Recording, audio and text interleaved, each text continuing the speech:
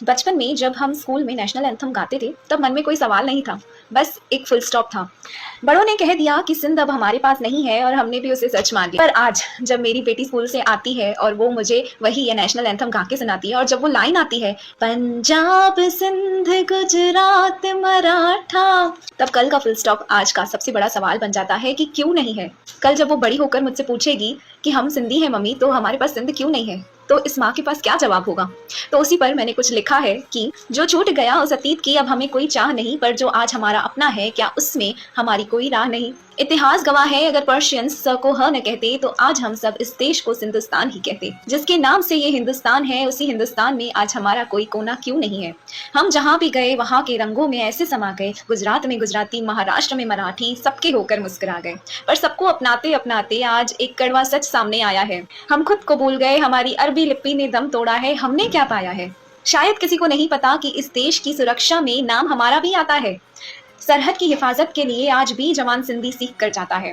पर अफसोस जो भाषा देश की रक्षा के काम आती है उसी के दूरदर्शन चैनल के लिए हमारा पूरा समाज तरस जाता है। क्या हमारी देशभक्ति में थोड़ी सी भी मिलावट है क्या सिंधियों का योगदान इस हिंदुस्तान में कम है क्या हमारी वफादारी का इम्तिहान देना अब भी बाकी है क्या इसीलिए आज भी कुछ अनजानों के लिए हम पाकिस्तानी हैं क्या। विभाजन का सबसे गहरा जख्म सहकर भी इस देश को खून पसीने से सींचा है।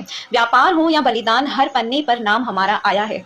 फिर क्यों हर सिंधी ने खुद को बेघर बेजमीन पाया है। पूरा देश हमारा है, पर क्या हमारा कोई छोटा सा कोना बाकी है क्या, जहाँ की हवाओं में सिर्फ और सिर्फ हमारी सिंधियत महकती हो, जहाँ का हर बच्चा गर्व से सिंधी बोले और सिंधी भाषा चहकती हो, जहाँ हर सुबह की शुरुआत दाल पकवान कोकी और साई भाजी के स्वाद से हो, जहाँ हमारी संस्कृति का नाम हो, झूलेलाल की शान हो, हमारे त्योहारों का मान हो।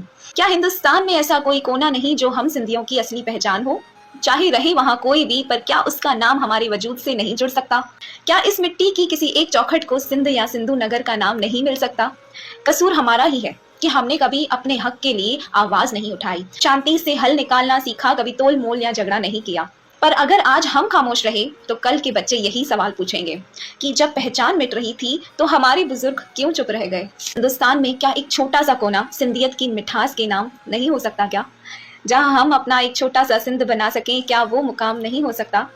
अगर आप भी सिंधी हैं या नहीं भी है और इस दर्द को महसूस करते हैं, समझते हैं और चाहते हैं कि नेशनल एंथम में जो नाम आता है सिंध वो हकीकत बन जाए, और चाहते हैं कि जिस राष्ट्रगान में हमारा नाम है हम उसे मिलके सच बना सकें, तो कमेंट में अपनी आवाज जरूर उठाएं ताकि हम सब मिलकर हिंदुस्तान में अपना एक छोटा सा सिंध बना सकें।